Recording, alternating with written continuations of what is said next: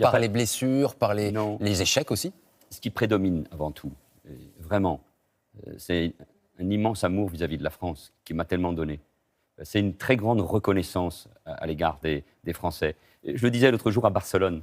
Vous vous rendez compte, un enfant de Barcelone, né à Horta, un quartier de Barcelone, naturalisé seulement français à 20 ans, et qui, grâce à ses parents, et qui, grâce à l'école publique, devient maire, député, ministre, Premier ministre. Ça, c'est la France. Et que ce même jeune homme, aujourd'hui, qui a 56 ans, qui a eu ce parcours exceptionnel, il n'y a aucun ratage là-dedans, c'est un parcours exceptionnel, revienne dans sa ville, une ville que tous les Français connaissent. Donc il n'y a pas de trahison de la patrie, tout ce qu'on a entendu parfois, pas d'abandon de la ville d'Évry, non. J'étais en première ligne face au terrorisme, j'étais en première ligne pour défendre les valeurs de ce pays, dont la laïcité. J'ai été 18 ans élu, je n'ai jamais été battu à Évry, ni comme maire, ni comme député. Nous avons changé avec Francis Choix, le maire actuel de la ville, profondément cette ville. Nous avons fait baisser l'insécurité, nous avons créé de nouveaux quartiers. Rien n'est facile souvent pour les gens, et ce sont des gens modestes. J'ai été l'élu d'une circonscription populaire. Donc je pars aussi avec le sentiment que d'autres, heureusement, vont poursuivre ce travail. Et je pars sans aucune amertume et aucun regret. Et pardon de rajouter, pour moi, il n'y a pas de rupture. Barcelone, c'est le même chemin, c'est défendre les mêmes valeurs et c'est défendre l'Europe. Quand avez-vous tenu informer le président de la République de votre choix? Assez régulièrement, et je lui ai dit aussi directement que cela fin juillet. Il vous a dit quoi? Il m'a dit qu'il m'aiderait, qu'il me soutiendrait. Et puis surtout, vous savez, avec Emmanuel Macron, j'ai une relation qui n'a pas toujours été facile, et vous le savez. Mais d'abord, et très sincèrement, je souhaite sa réussite.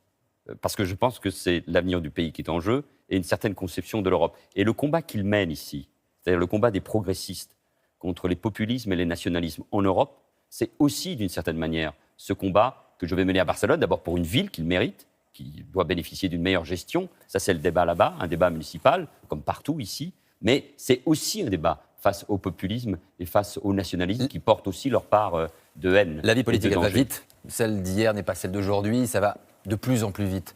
Quand vous avez vu Emmanuel Macron, il ne vous a pas parlé de Gérard Collomb, qu'elle allait partir. Il ne vous a pas dit pourquoi vous ne me rejoignez pas, pourquoi pas devenir ministre de l'Intérieur. Il vous a proposé ce poste ou pas? Non, mais nous n'avons pas parlé de ça parce que je pense que... Il ne vous a pas proposé ce poste? Non, mais parce qu'Emmanuel Macron savait quelle était Donc vous n'auriez pas accepté de toute façon? Non, parce que vous connaissez ma détermination. Je fais, Laurent Delahousse, un choix personnel. Je reviendrai régulièrement à Paris. D'abord parce que j'aime ce pays, j'aime cette ville, je connais Évry. Mes enfants habitent ici. Ma mère vit une partie de l'année à Paris et l'autre partie à Barcelone. J'y compte des amis. Et quand vous faites le choix, je vais à Barcelone. Bien sûr qu'il y a un challenge, un défi politique. Mais il y a d'abord et avant tout, et je demande qu'on le respecte, un changement de vie que je vais traduire, bien sûr, par l'abandon de mon siège de député. Mais je pars le cœur tranquille, l'âme tranquille, avec tout ce que j'ai accompli, et parce que je sais que ce que je vais faire à Barcelone correspond beaucoup à ce que je défendais ici, à ce qu'on va continuer de défendre ici. C'est-à-dire une certaine idée de la démocratie, une certaine idée de l'Europe. Manuel Valls, on peut dire que vous jouez parfois avec le feu. On l'a vu en politique, dans vos déclarations. Juste une dernière question. Quand vous dites que vous soutiendrez l'équipe d'Espagne en football, vous savez ce que vous alimentez, la colère des Français. Mais qu'est-ce qui se passe? Je l'ai dit avec un grand sourire.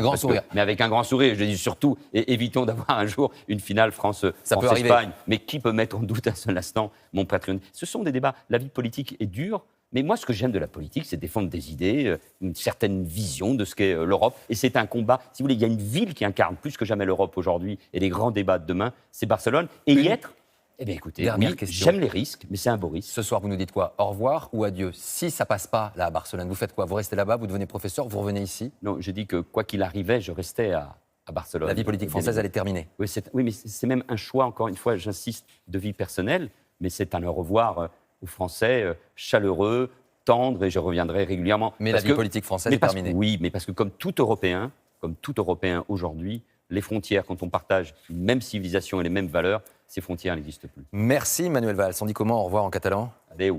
Adeu. Et j'ai même un cadeau pour vous, vous voyez. Dites-moi. Ça, c'est les pavés de Barcelone, ce sont les rues de Barcelone. C'est l'un des symboles de ma campagne. Donc venez à Barcelone. Avec plaisir, en tout cas, j'irai à Barcelone. Merci à vous, Manuel.